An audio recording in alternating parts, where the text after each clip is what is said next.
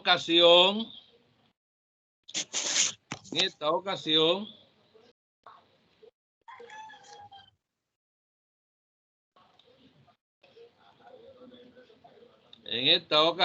vamos a tratar el tema.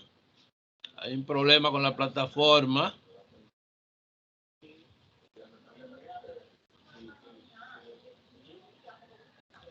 Permiso.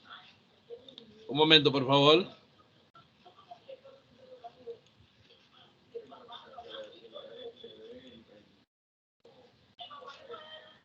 Un momento, algo raro me pasó aquí. Déjame ver dónde está.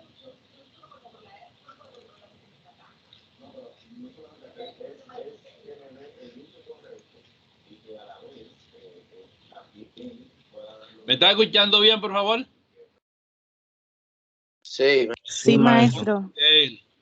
Le decía que en esta ocasión vamos a tratar el tema correspondiente a lo que son los principios básicos de nuestra asignatura. Como usted podrá observar, tenemos un título arriba. ¿Cómo dice el título? Cálculo diferencial y geometría. Cálculo diferencial y geometría analítica. O sea que vamos a trabajar con cálculo diferencial. O sea que vamos a calcular diferenciales. Cuando hablamos de diferencial, nos referimos a derivadas e integrales. Y la otra parte, la geometría analítica, que tiene que ver con la geometría que estudia los segmentos orientados. Tenemos la definición, como ya ustedes la han visto, el cálculo diferencial es el que tiene como proceso básico la derivación. O sea, que estudia cómo cambian las funciones cuando sus variables cambian. Y el principal objeto de estudio en el cálculo diferencial es la derivada, o sea que todo va a girar en torno a lo que es la derivada de una función. Y la geometría analítica estudia la figura geométrica mediante técnica básica del análisis matemático y del álgebra en un determinado sistema de coordenadas. Luego tenemos, cayendo en el concepto de variables. Variables, tres conceptos clave que hay que tratar de diferenciar uno de otro, que es variables, constantes y funciones. Comenzamos con lo que son las variables. Y ahí tenemos que una variable, ¿alguien me puede decir qué es una variable? Por favor. Que no beba, maestro. Sí, maestro, Dime, no beba. ¿Qué es una variable? No lo que no a leernos, sino qué es una variable para ti. Bueno, para mí una variable es un símbolo. ¿Una variable es? Un símbolo que toma un valor numérico. No, por ahí no, es diferente. En el sentido cotidiano, ¿qué es una variable? Sí, maestro Mabeli. Dime, Mabeli. Es aquel elemento que puede tener un valor como otro y en matemática específica es aquel símbolo que debemos averiguar cuál es su valor o que se puede cambiar o variar, como dice su nombre. El concepto que ustedes están dando es correcto, pero yo estoy preguntando en otro sentido. Por ejemplo, Mabeli, yo quiero que tú me digas lo siguiente. ¿Qué vende el platanero?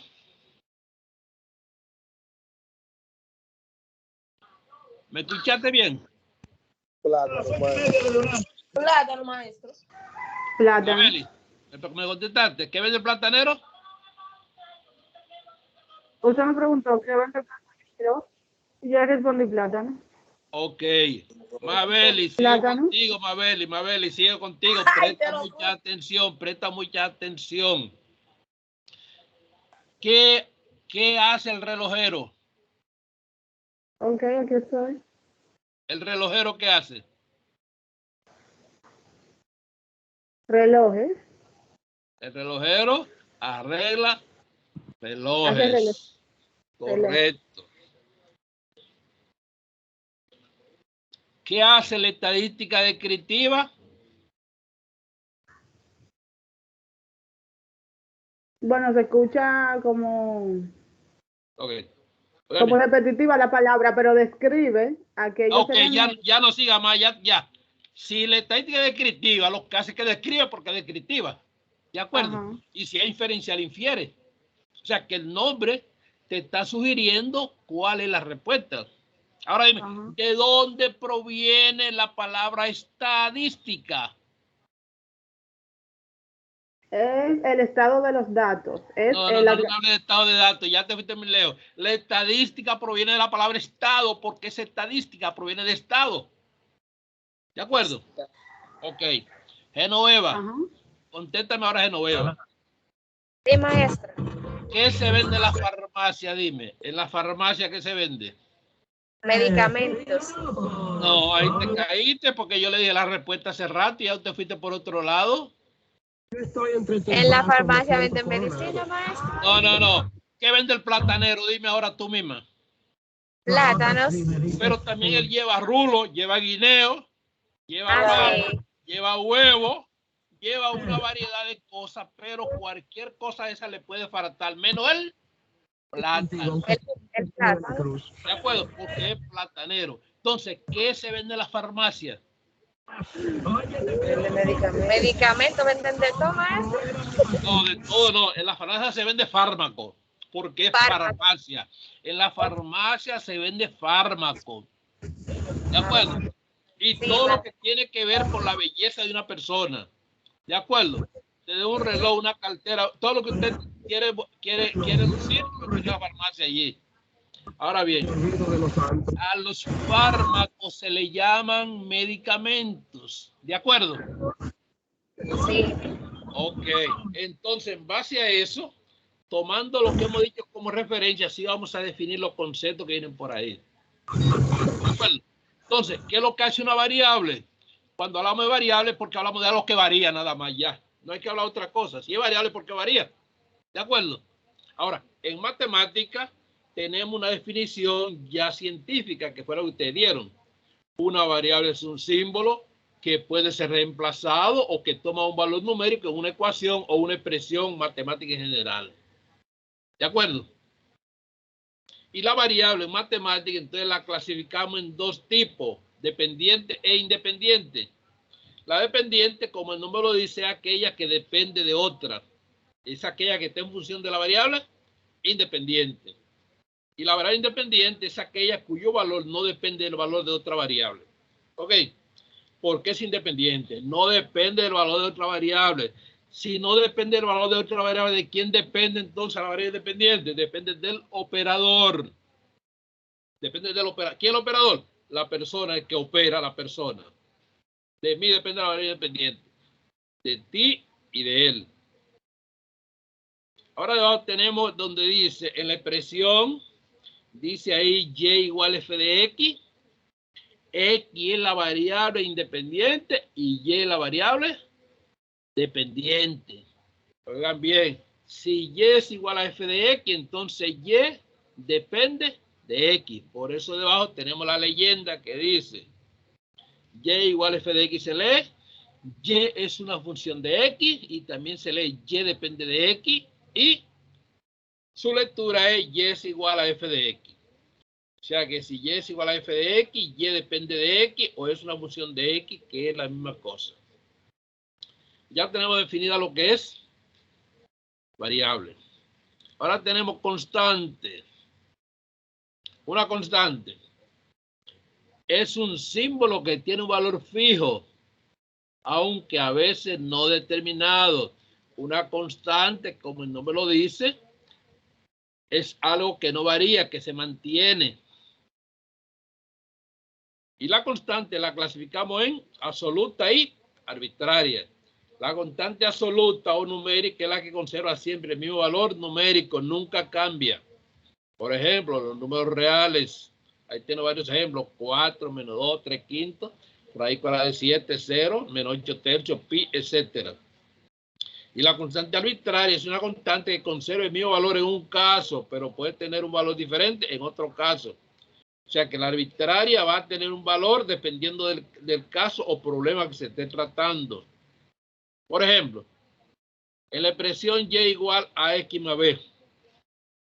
Si y es igual a x más b, y está en función de x porque a la derecha de y solamente aparece la variable x. Así que A y B, como son de la primera letra del abecedario, son constantes. A y B son constantes arbitrarias. Esa expresión que está ahí que dice y es igual a X más B, esa es la ecuación de la línea recta, donde A y B va a tomar diferentes valores y dependiendo de los valores que tome A y B, entonces nosotros podemos determinar la inclinación de la recta o su pendiente. Ok. Vamos a lo que son las funciones. Una función es una relación entre dos cantidades llamada variable, una de las cuales depende del valor de la otra. Fíjense que hay una concatenación entre lo que es una cosa y otra. Variable, constante y funciones. Por eso volvemos de nuevo con la expresión y igual a f de x que se lee. Y es una función de x y depende de x. Y también significa que a la derecha de y solo está x, o sea, la variable x. Ejemplo, presten atención ahí. ¿Me están escuchando bien, por favor? Sí. El ejemplo dice, y es igual a 5x cuadrado menos 8x más 2. Entonces, si y es igual a 5x cuadrado menos 8x más 2, entonces y es igual a f de x, o sea, y está en función de x. ¿Por qué y es igual a f de x? Porque a la derecha de y solamente aparece la variable x. ¿De acuerdo? En el segundo caso, z es igual a 5x cuadrado menos 8xy al cuadrado más 2y a la cuarta. En este caso, z que está a la izquierda es igual a f de ¿quién?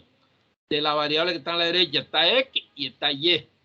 O sea que z está en función de x y de y, porque a la derecha de z solamente aparece la variable x y y.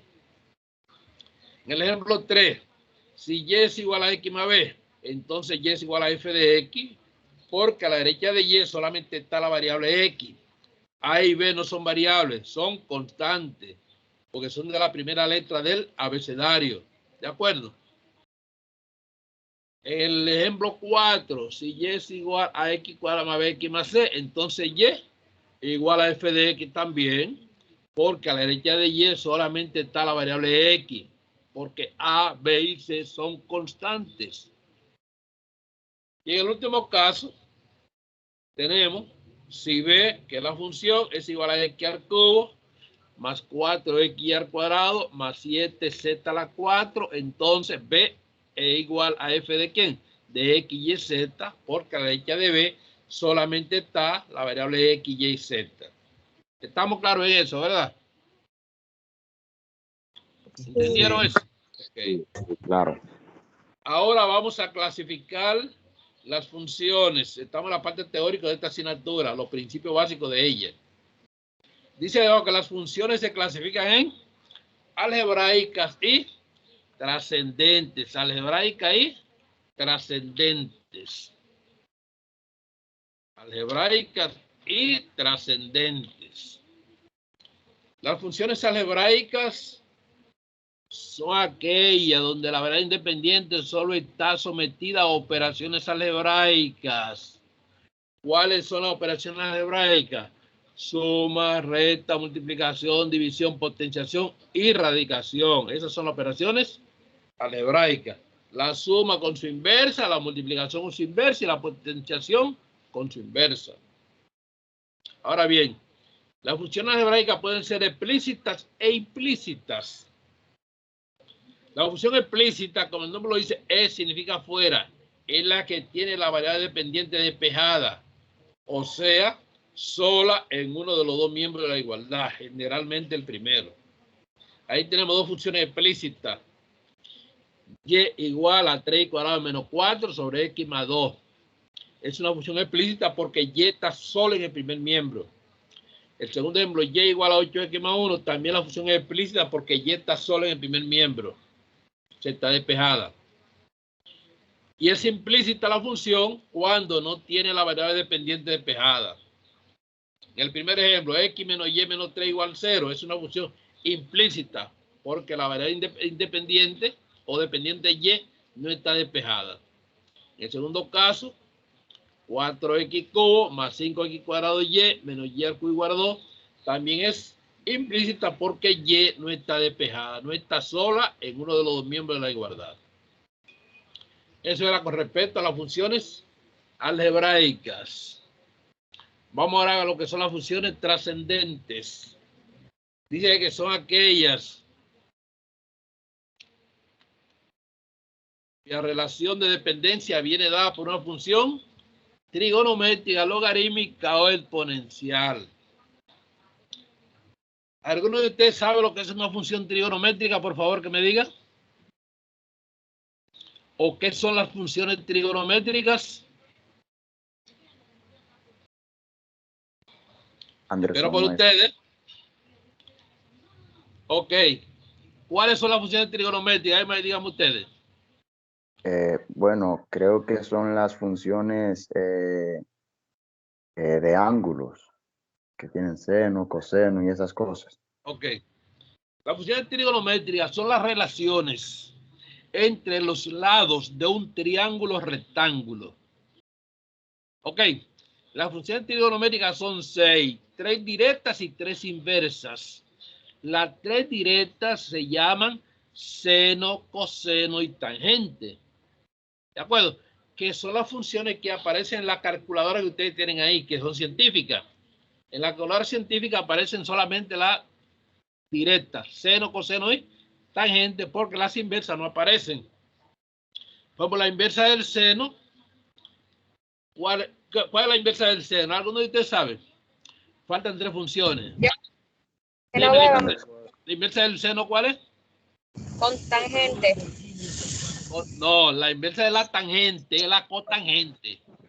De tangente Es la Coseno, ¿no? secante. Ahora la inversa del seno, ¿cuál es? Maestro.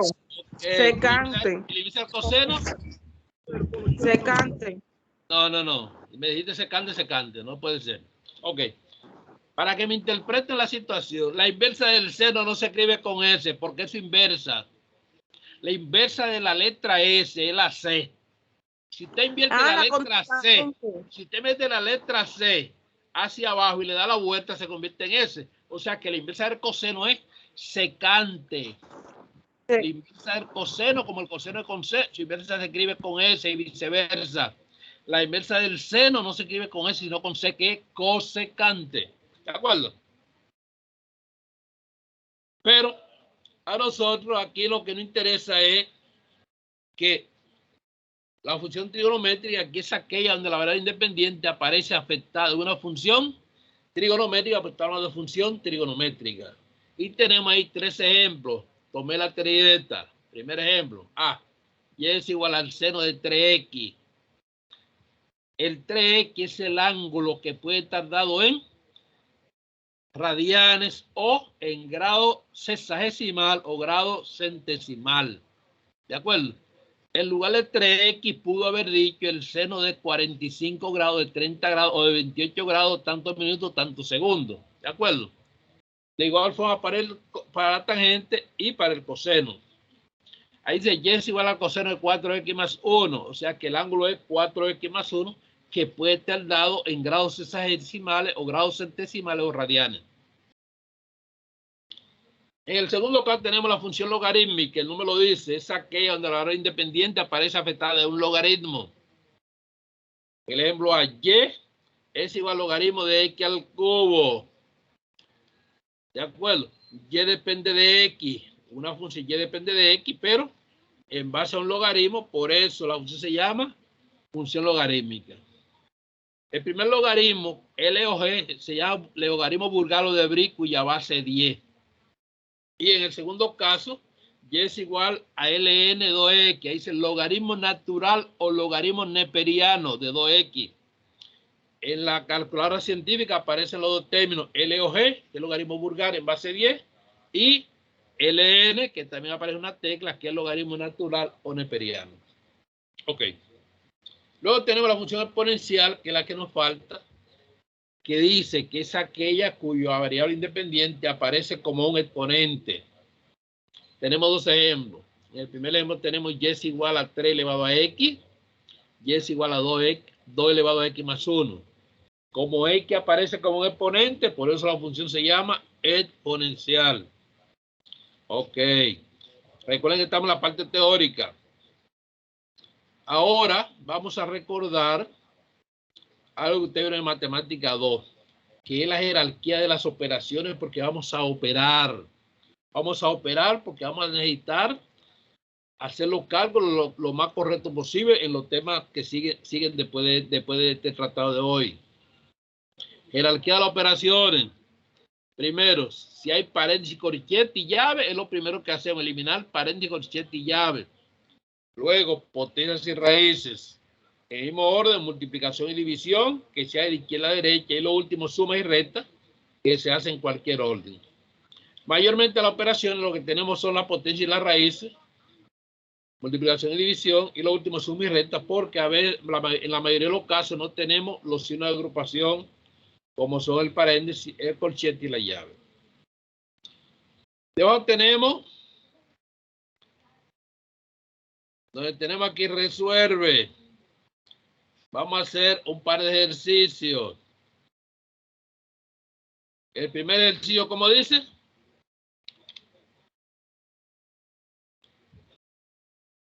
¿Está observando el primero? ¿Cómo dice? Alguien que lo lea. El primer ejercicio. ¿Cómo dice? 5 por 12. 5 por 12 entre 5 6 por 12 entre 6 por 3. por 3. por 3. Ok. ¿Cuánto da eso?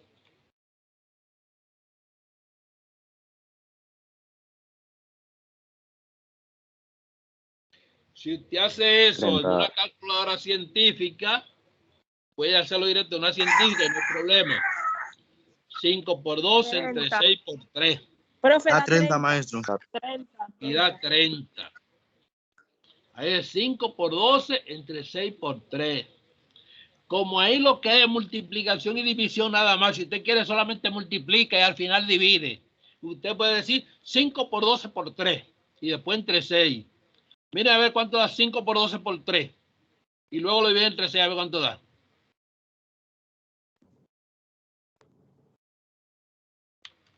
Lo mismo. 180 también, profesor. 180 y dividido entre 6, 30. 30, o sea, como que da 30, correcto. Eso es una científica. Ahora bien, vamos ahora al segundo ejemplo que está ahí, que tenemos 7 menos 1 más 10 menos 3. ¿Cuánto da 7 menos 1 más 10 menos 3? Como ahí lo que es suma y resta, usted lo hace en el orden que usted quiera, porque es suma y resta. 13, maestro, da eso. 13 no 13, da. maestro. Da 13. Ok.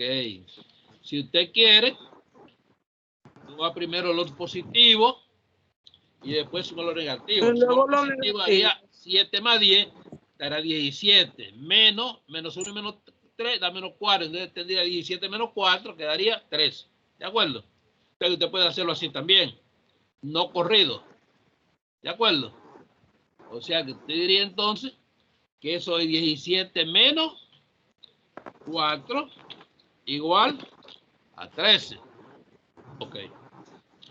Vamos ahora al segundo ejercicio. ¿Cómo dice? 8 al cuadrado más raíz cuadrada de 9 menos 2 al cubo. Ahí lo tengo al lado resuelto. 8 al cubo es 64 más raíz cuadrada de 9,